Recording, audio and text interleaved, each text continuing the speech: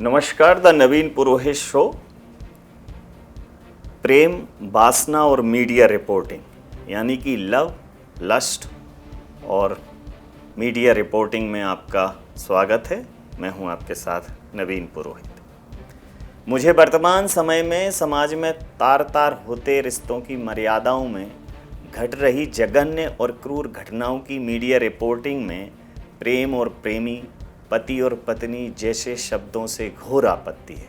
शब्द यानी कि मंत्र यानी कि विचार, तो उनका प्रगटीकरण बहुत ही सावधानी से होना चाहिए।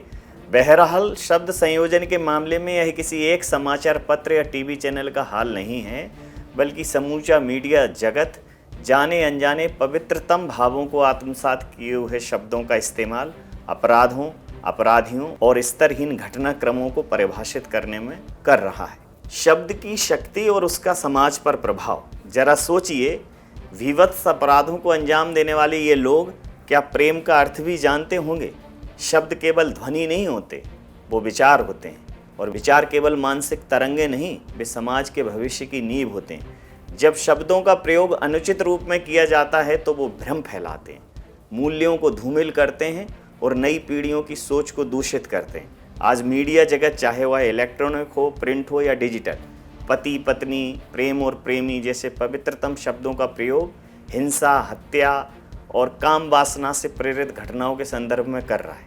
यह प्रवृत्ति न केवल भाषा की मर्यादा को तार तार कर रही है, बल्कि सामाजिक चेतना को भी विषैला बना रही है। प्रेम क्या है और वह क्या नहीं है? प्रेम आत्मा का अनुभव है, शरीर की भूख नहीं। प्रेम वह है जो हमें ईश्वर के करीब लाता है, न कि पाप के गर्त में धकेलता है। प्रेम त्याग है, बलिदान है, मर्यादा है, संयम है, और सबसे महत्वपूर्ण, प्रेम संपूर्ण रूप में एक शाश्वत ऊर्जा है। जब हम अपने पवित्रतम भाव, संदर्भों और प्रसंगों को समेटे पुनीत शब्दों का उपयोग अनुचित, अनैतिक घटनाक्रमों को परिभाषित करने के लिए करने लगेंगे, तो विश्वास कीजिए, धीरे धीरे इन शब्दों के प्रति हमारी आस्था कम होती चली जाएगी। हमारी आगे आने वाली पीढ़ियां प्रेम को किस दृष्टिकोण से देखेंगी, इसका अनुमान लगाना भी कठिन है। फिर हम प्रेमी और दुराचारी में अंतर ही नहीं कर पाएंगे। प्रेम में त्याग और बलिदान के शाश्वत उदाहरण हैं प्रभु श्री राम और माता सीता का जीवन चरित्र। उन्होंने संपूर्ण जीवन एक पत्नी व्रत का पालन किया, वनवास, अग्नि परीक्षा, पुत्रों से वियोग सब स्वीकार किया, लेकिन प्रेम की मर्यादा नहीं तोड़ी। राधा और कृष्ण, यह वह प्रेम है जो संयोग नहीं वियोग में परिपक्व हुआ, बिछोह में परिपक्व हुआ। राधा और कृष्ण का प्रेम देह नहीं, आत्मा का मिलन था। एक ऐसा प्रेम जो सामाजिक बंधनों से परे आध्यात्म की पराकाष्ठा है। जब उद्धव जी गए राधा जी और गोपियों के पास कि जाइए, अब आप लोग, प्रभु तो अब वापस आने वाले नहीं हैं, आप अपने जीवन में रत हो जाइए, तो उन्होंने कहा कि उद्धव मन न भय 10-20, एक हतो सो गयो श्याम संग को आराधे। ईश्वर से ऊपर उन्होंने प्रेम को रखा। मीरा और श्री कृष्ण, मीरा ने तो राजघराने की सुख सुविधाएं त्याग कर लोकलाज से ऊपर उठकर अपना संपूर्ण जीवन श्री कृष्ण के प्रेम में समर्पित कर दिया। और प्रेम ऐसा था, प्रेम कि जब मीरा जी ने अपने पद रचे कि हेरी में तो प्रेम दीवानी, मेरा दर्द न जाने कोई, प्रेम का प्याला राणा जी ने भेजा, पिया सो अमृत हुए। राणा जी ने विष भेजा कि हमारी लोकलाज भंग हो रही है, तो राणा जी ने भेजा, तो श्री कृष्ण के प्रेम में उन्होंने वो भी पी लिया और वो जहर असर नहीं किया। यह भक्ति की शक्ति थी और प्रेम का चरम उदाहरण भी। शिव, सती और पार्वती, शिव ने सती के वियोग में वर्षों तप किया, पार्वती जी ने शिव को पाने के लिए यज्ञ, व्रत और कठिन तप का मार्ग अपनाया। यह प्रेम कभी देह की लालसा नहीं बना, बल्कि शक्ति और शिव के संतुलन का प्रतीक बना। और यह तो हो गए हमारे आध्यात्मिक, धार्मिक, हमारे ईश्वर, हमारे आराध्यों का जीवन चरित्र। लेकिन ऐसा नहीं है कि इस जीवन चरित्र को मानव ने नहीं जिया। भगत सिंह का भारत से प्रेम, मेरा रंग दे बसंती चोला, अपनी मातृभूमि से प्रेम कर लिया। यह प्रेम था उनका अपनी मातृभूमि से। यह प्रेम जो मृत्यु से भी बड़ा था। भगत सिंह ने जो फांसी के फंदे को चूमा, और चूमा लिखा हुआ है कि ये मेरा प्रेम हो गया आज़ादी के साथ। लेकिन प्रेम, उन्होंने प्रेम की परिभाषा को क्रांति और बलिदान से जोड़ दिया। सावित्री और सत्यवान, प्रेम में संकल्प की शक्ति। सावित्री ने प्रेम में संकल्प की शक्ति। सावित्री ने अपने पति सत्यवान के प्राणों की रक्षा के लिए यमराज से संघर्ष किया। उनका प्रेम संकल्प और दृढ़ता और साहस का प्रतीक है। शिवाजी और जीजाबाई, ये मात्र प्रेम और राष्ट्रभक्ति का प्रेम है। जीजाबाई ने शिवाजी महाराज को कहा कि राष्ट्रभक्ति और धर्म के प्रति खुद को समर्पित कर देना। उनका प्रेम मातृत्व और राष्ट्रभक्ति का अद्वितीय उदाहरण है।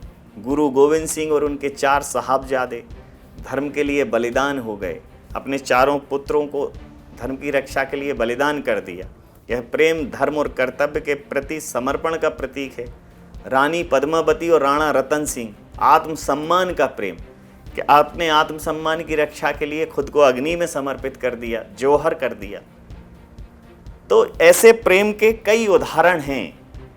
प्रेम सिर्फ देह के स्तर पर खोजेंगे, प्रेम सिर्फ शरीर के स्तर पर खोजेंगे, प्रेम में सिर्फ और सिर्फ कामुकता ढूंढेंगे, और ऐसे कामांध और दुर्दांत लोगों को जब आप प्रेम, प्रेमी, प्रेमिका, पति और पत्नी सिर्फ ऐसा कह के निरूपित करेंगे तो हमारे आगे आने वाली जो पीढ़ियां हैं वो ऐसे न्यू नॉर्मल हो जाएंगी। वो पति पत्नी, पत्नी ने पति की हत्या करवाई, पत्नी ने पति को मरवाया, पति ने पत्नी को पीटा, प्रेमिका ने अपने दोस्तों के साथ पति की हत्या की। ये शब्द इतने नग्नता से हमारे दिमाग में कहीं घर बना लेंगे कि प्रेम और प्रेमी का जो मतलब है, जो पवित्रता है, वो किसी दूसरी दिशा में चली जाएगी। प्रेम को परिभाषित करते हुए ऐसे अद्भुत और अद्वितीय उदाहरण मौजूद हैं, ऐसे सैकड़ों उदाहरण हैं, और यह अकाट सत्य है कि प्रेमी दुराचारी हो ही नहीं सकता, प्रेमी बलात्कारी हो ही नहीं सकता, प्रेमी घातक हो ही नहीं सकता, प्रेमी हिंसक हो ही नहीं सकता, प्रेमी अपराधी हो ही नहीं सकता। क्योंकि प्रेम विरह है, प्रेम वेदना है, प्रेम समर्पण है, प्रेम त्याग है, प्रेम संयोग है, प्रेम वियोग है, प्रेम श्रृंगार है, प्रेम कर्म में कृष्ण है, प्रेम मर्यादा में श्री राम है, प्रेम धर्म में शिव है, और अगर प्रेम को संपूर्णता में जियोगे तो प्रेम जीवन है, शाश्वत प्रकृति है, साक्षात ईश्वर है। तो प्रेम कुछ भी हो सकता है, लेकिन हिंसक, कामांध, वासनाग्रस्त और अपराधी नहीं हो सकता। प्रेम और वासना ये 2 अलग ध्रुव हैं। वासना वह है जो अधिकार चाहती, हासिल करना चाहती। प्रेम वह है जो समर्पण करना चाहता है। वासना हासिल करना चाहती है तो प्रेम सिर्फ त्याग करना जानता है। वासनाएं मर्यादा तोड़ती है तो प्रेम मर्यादा बनाता है। काम वासना क्षणिक है, प्रेम शाश्वत है, अजर है, अमर है। वासना हिंसक है तो प्रेम करुणामय है। आज जो पुरुष या स्त्रियां अपने साथी की हत्या कर रहे हैं, उनको आत्महत्याओं के लिए उकसा रहे हैं, शारीरिक संबंधों के लिए आपराधिक षड्यंत्र रचे जा रहे हैं, वह प्रेमी प्रेम का नहीं बल्कि कामांध पुरुष, दुर्दांत पुरुष और वासना में लिप्त स्त्रियां हैं। इन परिशब्दों को स्पष्टता से प्रयुक्त किया जाना चाहिए। अंग्रेजी में सफिक्स और प्रीफिक्स होते हैं। व्याकरण बहुत बड़ी चीज़ है ना, हमारे हिंदी के भी व्याकरण में उपसर्ग और प्रत्यय है। तो अगर कोई व्यक्ति कुकृत्य करता है, कृत्य, लेकिन अगर उसने बुरा कृत्य किया तो कुकृत्य। जरूरत है इस प्रकार के शब्दों को स्पष्टता से परिभाषित करने की। एक मानव अगर वो हत्यारा है तो वो दानव हो जाता है, लेकिन हम हत्यारा मानव लिखें, बेहतर है कि हम उसे दानव लिखें, बेहतर है कि हम उसे हत्यारा लिखें, बेहतर है कि हम उसे दुर्दांत लिखें। तो समाज के सम्मुख अपराध और प्रेम में भेद स्पष्ट रहे, यह मीडिया की जवाबदेही है। आजकल जघन्य अपराधों के लिए प्रेमी और प्रेमिका, पति पत्नी जैसे शब्दों का प्रयोग धड़ल्ले से किया जा रहा है, लेकिन इनके लिए जैसा मैंने कहा कि उपयुक्त उपसर्ग और प्रत्यय लगाए ही जाने चाहिए ताकि आगे आने वाली पीढ़ियां इससे सबक ले सकें। मीडिया की यह जिम्मेदारी है, क्योंकि शब्दों से ही समाज बनता है।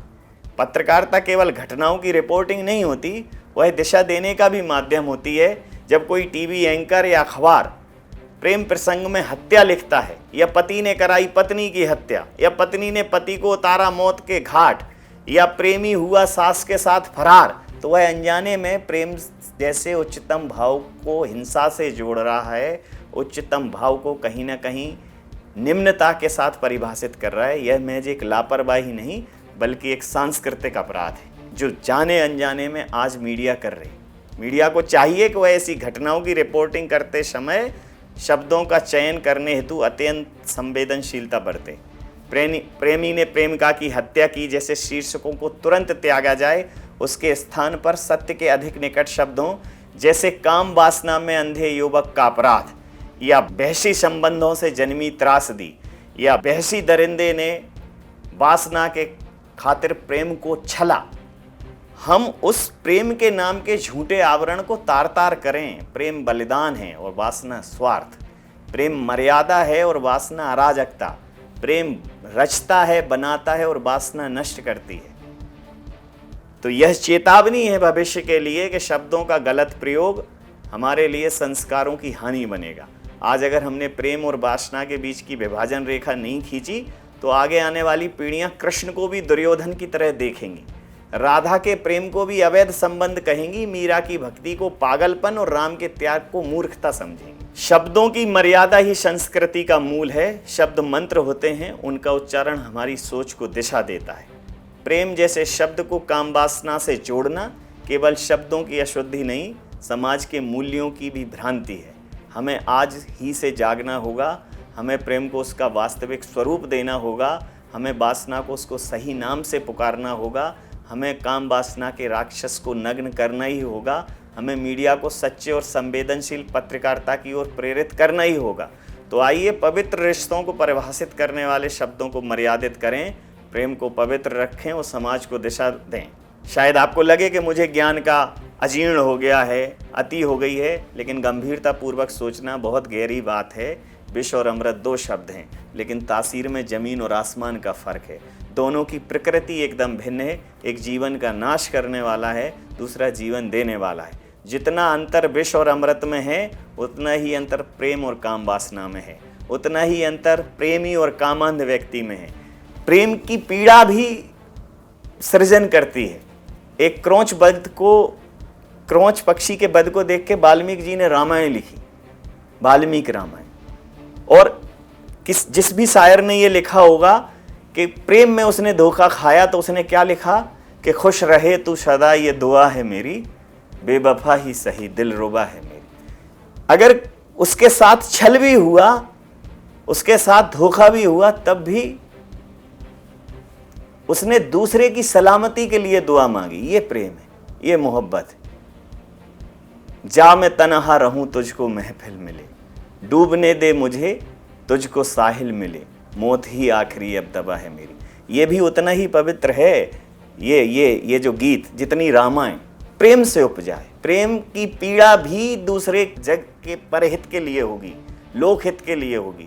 प्रेम कभी ऐसा हो नहीं सकता कि ऐसी घटनाएं आती हैं ना कि चौराहे पे आकर एक युवक ने युवती को गोली मार दी या उसके मुंह पर तेजाब फेंक दिया। ये प्रेम, ये निकृष्टता है। मैं फिर से दोहराना चाहता हूं कि प्रेम और वासना में उतना ही अंतर है जितना कृष्ण और दुशासन में था, ठीक उतना ही जितना शूर्पणखा और माता सीता में था। तो जो संदर्भ बदल डाले उससे क्यों अर्थ व्यवहार करे, विष को विष कहकर पी जाए, क्यों सुधा समझकर प्यार करे।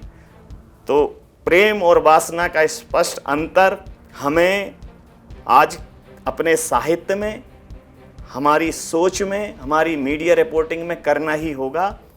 प्रेम और वासना के स्पष्ट अंतर को परिलक्षित करते हुए देखिए हमारी ये खास रिपोर्ट।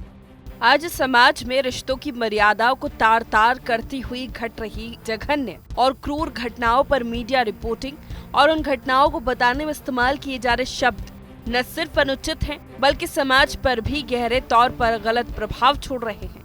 उदाहरण के लिए, जैसे मीडिया चैनल्स की हेडलाइन होती है कि प्रेमी ने की प्रेमिका की हत्या, पत्नी ने पति को उतारा मौत के घाट। ये शब्दों के अर्थ का अनर्थ ही नहीं, बल्कि समाज में रिश्तों के प्रति अविश्वास भी पैदा कर रहे हैं। इसीलिए शब्दों का प्रकटीकरण बहुत ही सावधानी से होना चाहिए, क्योंकि हर शब्द अपना अर्थ और भाव लिए एक पूरा विषय होता है। जैसे प्रेम, अगर प्रेम की बात करें तो प्रेम एक ऐसा शब्द है जिसकी गहराई को न तो शब्दों में बांधा जा सकता है और न ही सीमाओं में। ये कोई एक रस भावना नहीं, बल्कि एक बहुरंगी अनुभव है जो जीवन के हर पहलू को स्पर्श करता है। प्रेम एक कविता है जो बिना शब्दों के भी सब कुछ कह जाती है। ये एक संगीत है जो हृदय की गहराइयों में गूंजता है और आत्मा को छूता है। प्रेम को परिभाषित करना मानो इंद्रधनुष को छूने जैसा है। जितना पास जाते हैं उतना ही और फैला हुआ लगता है। प्रेम को एक परिभाषा देना जैसे कि बहते हुए झरने को हथेली में थामने की कोशिश करना है। कुछ बूंदें तो मिलती है पर उसका समग्र प्रवाह पकड़ में नहीं आता। यही प्रेम की सुंदरता है। ये महसूस किया जाता है, जिया जाता है।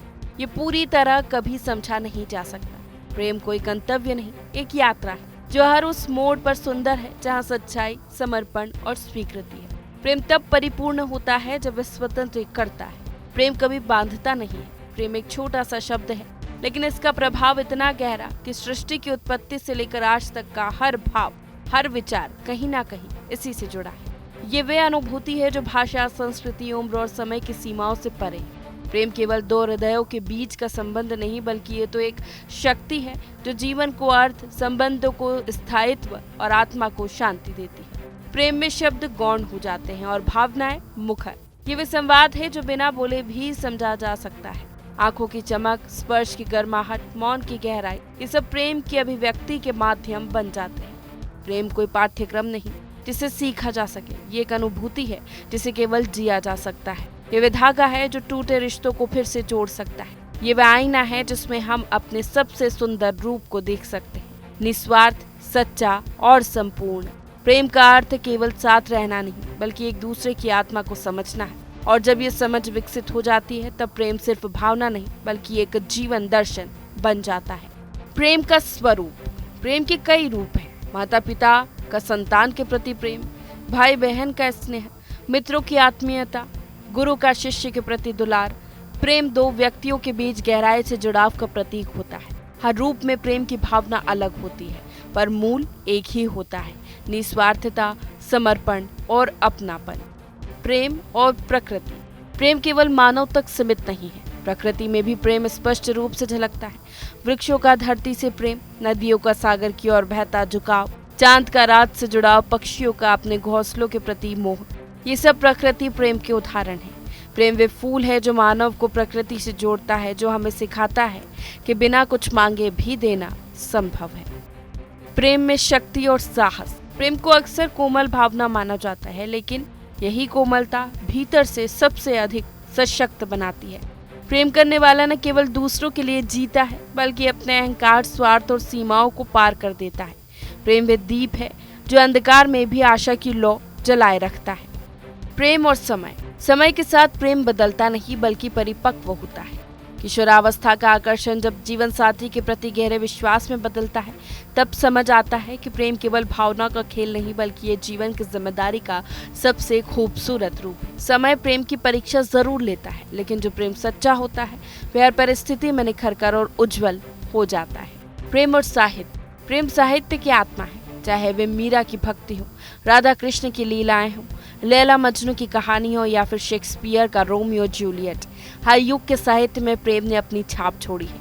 कवियों ने प्रेम में दर्द देखा है, लेखकों ने उसमें जीवन ढूंढा है और पाठकों ने उसमें खुद को पाया है। प्रेम शब्दों से परे है, लेकिन जब वे लेखनी में उतरता है तो अमर हो जाता है। प्रेम और त्याग। प्रेम केवल पाने का नाम नहीं, बल्कि त्याग की पराकाष्ठा भी है। जहाँ प्रेम होता है वहाँ अहंकार नहीं होता। प्रेम में मैं नहीं होता, केवल हम होता है। प्रेम में अपने स्वार्थों को त्याग कर किसी और की खुशी को अपनी खुशी मानना ही सच्चा प्रेम है। प्रेम और कला। प्रेम स्वयं की ही एक कला है और कला प्रेम का सबसे सुंदर माध्यम। एक चित्रकार अपने रंगों में प्रेम उड़ेलता है, एक कवि अपनी पंक्तियों में, एक संगीतकार अपनी धुनों में। प्रेम हमें सृजनशील बनाता है, संवेदनशील बनाता है और हमें जीवन के अर्थ से परिचित कराता है। मौन की भी भाषा प्रेम। प्रेम को व्यक्त करने के लिए शब्द आवश्यक नहीं। ये आंखों की नमी में, मुस्कान की कोमलता में, हाथों की पकड़ में या बस मौन में भी व्यक्त किया जा सकता है। प्रेम वे है जो बिना कहे भी सुना जा सकता है और बिना छुए भी महसूस किया जा सकता है। प्रेम संवाद नहीं, बल्कि सह अस्तित्व है। मनुष्य के हृदय में उत्पन्न होने वाली अनुभूतियां अत्यंत जटिल होती हैं। इन्हीं में से दो सबसे गहन, शक्तिशाली और भ्रमित कर देने वाली भावनाएं हैं, प्रेम और वासना। अक्सर इन दोनों को एक दूसरे में उलझा दिया जाता है, जबकि इनकी प्रकृति, उद्देश्य और प्रभाव एक दूसरे से सर्वथा भिन्न है। प्रेम और वासना एक ही सिक्के के दो पहलू प्रतीत हो सकते हैं। परंतु इनकी गहराई में उतरने पर हम पाते हैं कि दोनों का जन्म अलग अलग मनोभूमियों से होता है। इन दोनों भावनाओं के बीच के सूक्ष्म लेकिन महत्वपूर्ण भेद को समझना भी उतना ही जरूरी है। प्रेम एक निर्मल नदी की तरह है, शांत, गहरी और अविरल। ये किसी शर्त पर आधारित नहीं होता। प्रेम वे भाव है जिसमें हम किसी को बिना किसी स्वार्थ के अपनाते हैं। प्रेम आत्मा से आत्मा का संबंध होता है, जहाँ शारीरिक आकर्षण गौण हो जाता है और व्यक्ति की अंतरात्मा, उसकी भावनाएं, उसकी सोच प्राथमिकता हो जाती है। वहीं वासना शरीर की एक भूख और ज्वलंत अग्नि है, तीव्र, आकर्षक और क्षणिक। ये शरीर से उत्पन्न होती है और शरीर तक ही सीमित रहती है। ये भावना भोग की इच्छा से प्रेरित होती है, जहाँ व्यक्ति दूसरे को एक साधन की तरह देखता है और साध्य की तरह नहीं। प्रेम में हम किसी को पाना नहीं चाहते, हम उसके होना चाहते हैं। प्रेम में अपेक्षा नहीं होती, समर्पण होता है। ये दो आत्माओं के बीच की ऐसी डोर है जो समय, स्थान और परिस्थिति से परे जाकर भी जुड़ी रहती है। जब प्रेम होता है तो एक मौन समझ होती है, शब्दों से परे ही अनुभूति। वहीं वासना में आकर्षण होता है पर अपनापन नहीं। वासना का चरित्र अस्थायी होता है, ये तृप्त होती है, क्षीण हो जाती है। इसका उद्देश्य होता है शारीरिक संतुष्टि, ना कि आत्मिक जुड़ाव। जहाँ प्रेम में हम दूसरे को समझने की कोशिश करते हैं, वही वासना में हम सिर्फ उसे प्राप्त करना चाहते हैं। वासना वे लहर है जो आती है, मचलती है और फिर सागर में विलीन हो जाती है, पर प्रेम वह गहराई है जो सागर को सागर बनाती है। ये समझना आवश्यक है कि प्रेम वासना को शुद्ध कर सकता है, पर वासना प्रेम को अपवित्र कर सकती है यदि उसमें समर्पण और आत्मिक जुड़ाव न हो। ये विषय आज समाज के लिए बहुत जरूरी हो गया है, जहाँ लोग वासना को प्रेम समझ बैठते हैं और नतीजा भयावह होता है। प्रेम आत्मा से आत्मा तक की यात्रा है। वासना आंखों से शुरू होकर शरीर पर खत्म हो जाती है। प्रेम स्व से पर और मैं से हम में बदलता है। वासना में पाना, रखना और भोगना है। प्रेम में त्याग है, धैर्य है, समर्पण है। वासना का केंद्र हक और अधिकार जताना है। प्रेम स्वभाव को सौम्य बनाता है। वासना प्राप्ति न होने पर हिंसक बनाती है। प्रेम बेहतर इंसान बनाता है। वासना दुर्भावना से ग्रसित करती है। प्रेम आत्मा को छूता है, वासना शरीर को छूती है। प्रेम मुक्त करता है, वासना बांधती है। प्रेम सिर्फ देना जानता है, वासना सिर्फ पाना चाहती है। प्रेम की उत्पत्ति भाव के चरम से है, वासना चरम पर जाकर खत्म हो जाती है। प्रेम शाश्वत है, वासना क्षणिक है। प्रेम और वासना का सह अस्तित्व। हालांकि प्रेम और वासना एक दूसरे से भिन्न है, लेकिन ऐसा नहीं है कि वे एक साथ अस्तित्व में नहीं रह सकते। सच्चे प्रेम में भी शारीरिक आकर्षण होता है, पर वह आकर्षण आत्मिक भावना से पोषित होता है। वहीं वासना यदि प्रेम की छाव में विकसित हो तो वे सौंदर्य बन जाती है, केवल वासना नहीं रहती। आज के समय में जहां रिश्ते तेजी से बनते और टूटते हैं, ये और भी आवश्यक हो गया है कि हम प्रेम और वासना के बीच के अंतर को समझें।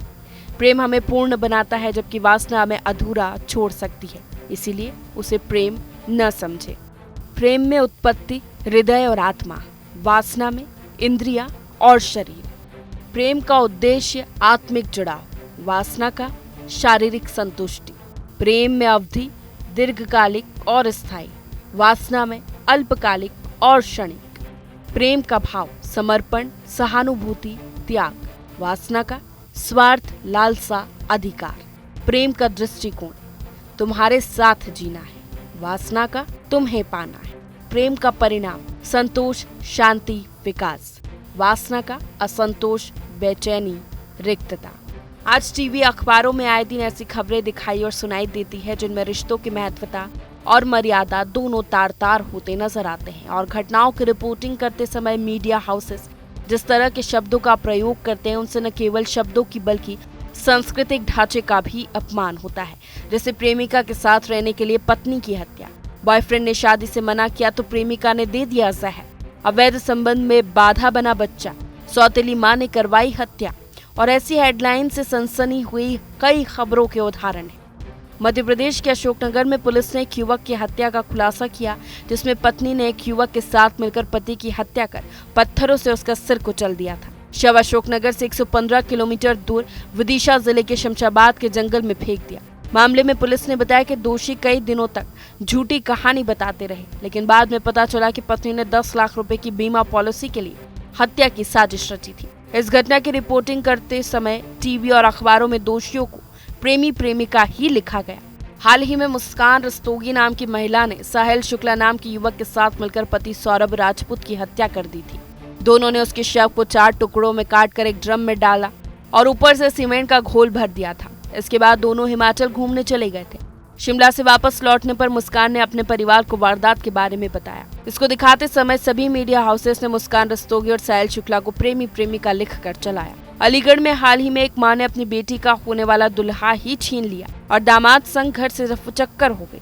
जब पुलिस ने खोजबीन की तो पता चला दोनों उत्तराखंड में छिपे हुए हैं, मगर जब पुलिस इन्हें लेने पहुंची तो दामाद और सास ने अपना ठिकाना बदल लिया। इस मामले की रिपोर्टिंग करते समय भी अजीब और गरीब हेडलाइंस लिखी गई, जैसे सास का प्रेमी बना दामाद और सास की प्रेम कहानी इत्यादि। द नवीन पुरोहित शो का ये एपिसोड एक दर्पण है, ताकि हम स्वयं को देखें, टटोले कि क्या हमारा प्रेम वास्तव में प्रेम है या केवल एक शारीरिक आकर्षण की क्षणिक आग, और हम ये समझे कि ये प्रेम की कहानियां नहीं बल्कि खून में सनी वासना की गलत फहमियां हैं। जिन अखबारों में अपराधी की तस्वीर के नीचे प्रेमी या प्रेमिका लिखा होता है, ये पढ़ते समय हमें ध्यान रखना होगा कि जो किसी की जान ले सकता है वो प्रेमी कैसे हो सकता है। प्रेम वो शक्ति है जो जीवन देती है, जो जीवन छीन ले वो प्रेम नहीं बल्कि वासना की विकृति है। साथ ही मीडिया संस्थानों की भी ये जिम्मेदारी है कि वे शब्दों को बेहद संवेदनशीलता के साथ इस्तेमाल करें, क्योंकि शब्द ही मंत्र और विचार होते हैं। आज जरूरत है कि हम प्रेम और वासना के बीच की इस महीन पर महत्वपूर्ण रेखा को पहचानें कि जहां वासना प्रेम का नाम लेती है वहां खून बहता है, और जहां प्रेम सच्चा होता है वहां शांति खिलती है।